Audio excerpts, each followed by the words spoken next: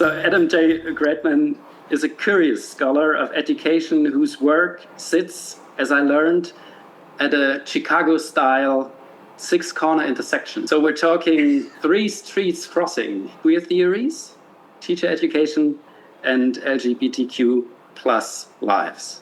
Across his own teaching and community work, Adam is less interested in what schools or universities teach than in how education organizes desire, time, and belonging. His work challenges the assumption that education's primary purpose is to produce normative futures, successful students, productive citizens, or coherent identities. As you argue in the book, and you're using a quote by David Halperin there, teaching has always been the queerest profession.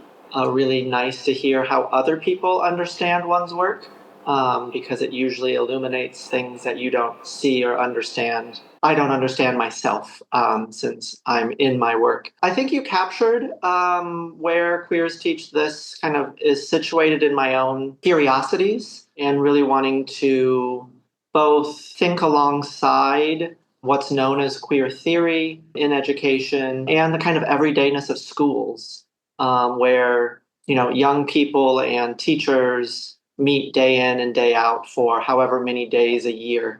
So I'm always intrigued when people say education is always political. When I ask them what education is, they have a really hard time responding to what education is. Queers Teach This was an idiosyncratic attempt to think about some of those lessons that I see queers teaching, both through kind of the theoretical register and the kind of everydayness. People being very inconvenienced by the ever-growing LGBTQIA plus acronym and the realities of that acronym and what that inconvenience teaches us about the kind of ways subjectivities or people's identities evolve and change. And that can feel scary to anybody. And it can also feel incredibly liberating to people who are trying to find that word or that term, which oftentimes then is connected to a broader kind of community. I am a philosopher, so I'm much more comfortable working with texts. But as a teacher, I have to deal and work with other people. And so part of the work, even within this book, that some people might see as theory, I think of it as a form of commentary, is kind of doing a very careful reading of the issues, ideas, discussions I have with students. But I was really immediately struck by this kind of disconnect between the kind of provocations of theorists thinking about queer lives and queer lives entering those theoretical texts. This book was also kind of written in parallel to a community engaged intergenerational LGBTQ plus dialogue project. When you put young people and elders who oftentimes aren't in conversation in LGBTQ plus communities into conversation, how does that dialogue bring to life the texture of LGBTQ plus histories? Queer becomes this umbrella term starting, I think, in the early 2000s. When I started the intergenerational dialogue project I mentioned, we called it the Queer Intergenerational Dialogue Project. And on day one of the elders said, I can't be a part of a project that uses the word queer. Told his story of growing up in New York City in the 50s and 60s when that word was used against him in very violent ways. Upon hearing that, one of the young people said, I really appreciate hearing that history. I've read it in the books, but I've never heard somebody talk about it in the kind of very real lived experience way, but then said, I can't be in a project that doesn't use the word queer because that's the word I identify with. In that very moment, we saw both the kind of expansiveness of queer and its limitations. Queer, we realized, was kind of covering over. Queer tells a particular story, but lesbian, gay, bisexual, trans, intersex, those tell other stories.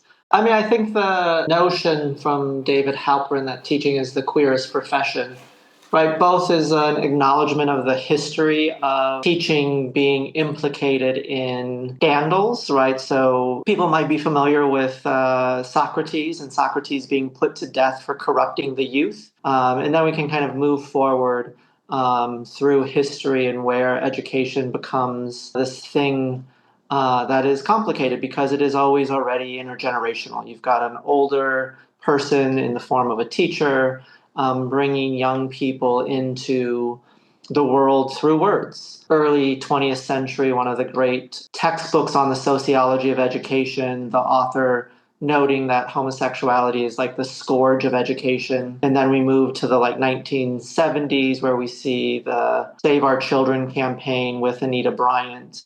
That is very much an assault against teachers. And then we can move forward to the 21st century, where we see no promo homo laws, don't say gay laws, right? Targeting the work of education in schools around genders and sexualities that are outside the norm.